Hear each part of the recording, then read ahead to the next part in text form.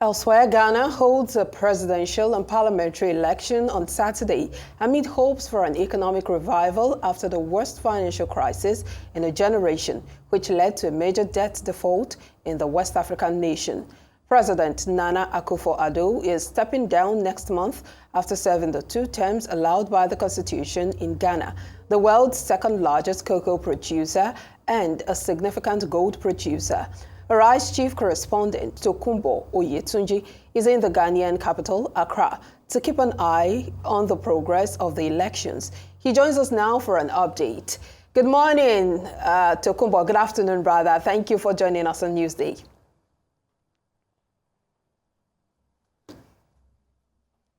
Well, I say good morning to you from here, but good afternoon to you guys in Lagos. It's a brighter day. I mean, it's sounding brightly here in the city of Accra. I'm at a polling center called Christ the King St. Catholic Church. We have this particular voting center here, another one just down further my right there, and behind my cameraman there is another polling center here.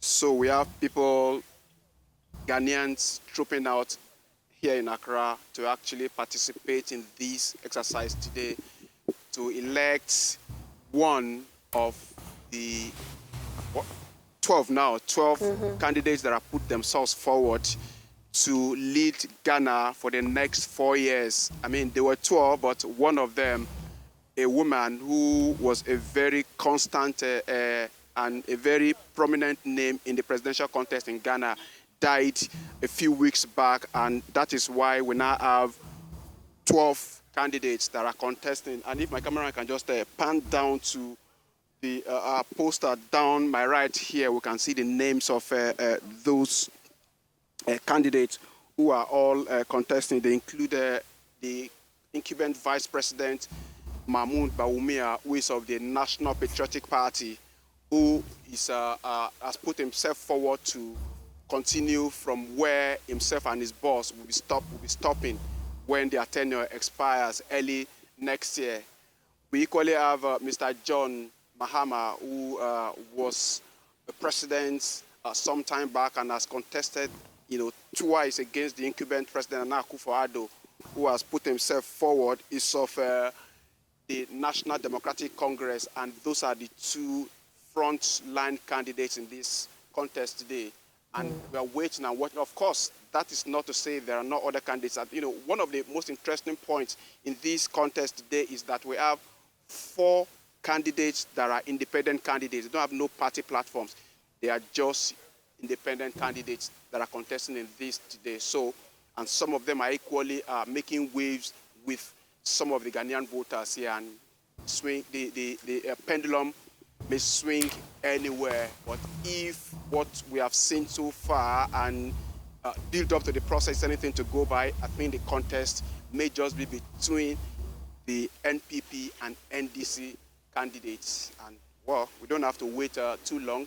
The exercise has taken off 7 a.m. today.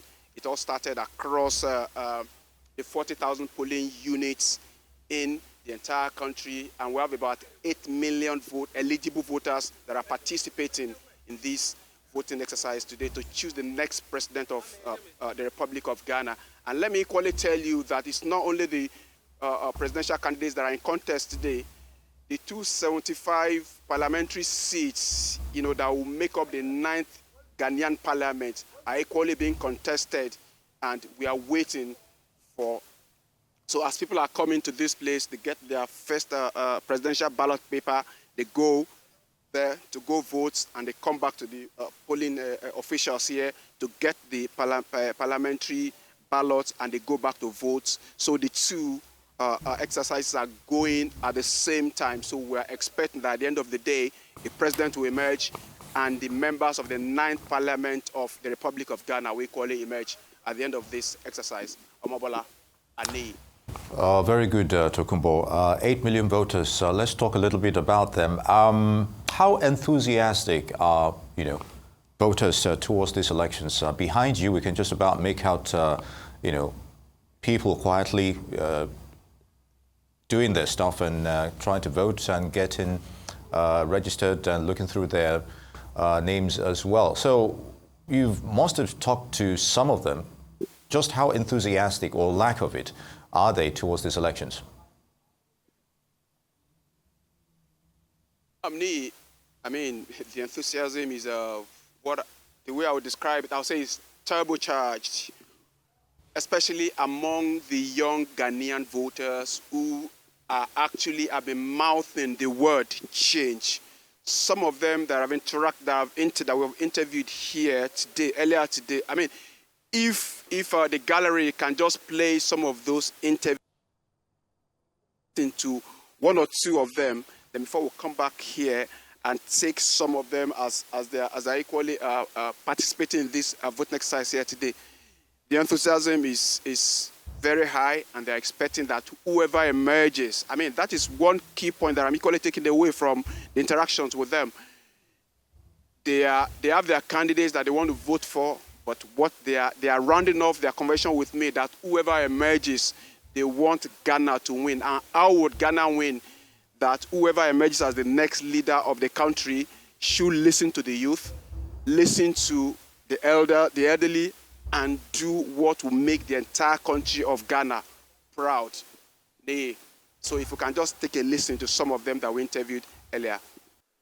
All right, well, while we wait for that particular interview, because it will be interesting to hear what they have to say about this election, seeing that it is a tight contest between the former president, John Mahama, and of course the current vice president, Mamadou Bawumia. And, you know, these two people had already contested. They had locked heads or locked horns before in the previous election, and it appeared that they are coming back together again. What are the chances, especially seeing that it looks like, do you think there would be a power of incumbency playing out here? And also still on the issue of the voter turnout, it looks like it's just people are just coming out in trickles, or is it a case of the organization or the elections being well organized?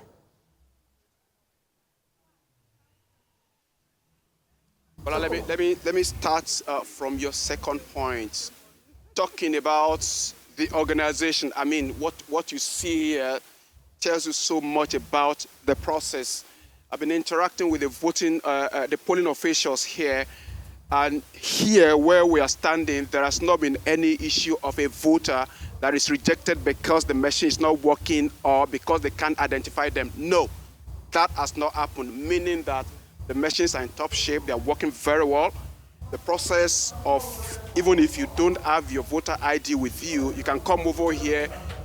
They will check if your name is here. If it's on that list, then they will identify you with your fingerprint. And everybody that has been coming here, whether or not you have your ID card, as long as they can identify you, your name on the voter register, they have been participating. They have been voting, and there has not been any rejection of. All right, we'll have to button now. Of course, we'll like to hear more of that later on. We'll get Tokunboh back to give us more update on the Ghanaian elections, which has been held currently. And of course, he's been telling us that people are actually coming out to vote. Well, we're seeing them in trickles, but it's only a matter of time. Yeah, we will get that side by side the elections we have in Nigeria. It's not usually as peaceful, because you can see the environment very calm, cool, everyone going about their business, and it looks like there's some form of organization and procedure in the whole process. Well, you've just given us a red card there, but there are some aspects I'm just Nigerian analyzing elections. from what we just There's some saw. aspects of Nigerian elections that are actually peaceful, you know, so some aspects. some aspects of it. So we can't just say, everything, well, to a large extent. Well, we're seeing organizational, things going like clockwork, if I may use that word, and people going about there. I don't see the presence of security men, trying to... That is another plus. It seems peaceful. People, actually seem to know exactly what they want. I can see a few electoral officials with their dresses on, and people are just, going about their thing without any form of molestations or harassment or what have you. And like he said, we haven't seen any acts of technical issues. It seems even if there are technical issues, there are contingency, procedures for them to go through, and nobody is disenfranchised in this election. But it's still, one similar thing between their election and our election right here is, so you have 12 or several political parties, and then it comes down to just two major political parties. Just like in Ghana now, we're seeing the NDC and the NPP. That's the current vice president and then the former president locking horns together. So it appears that we have some similarity there.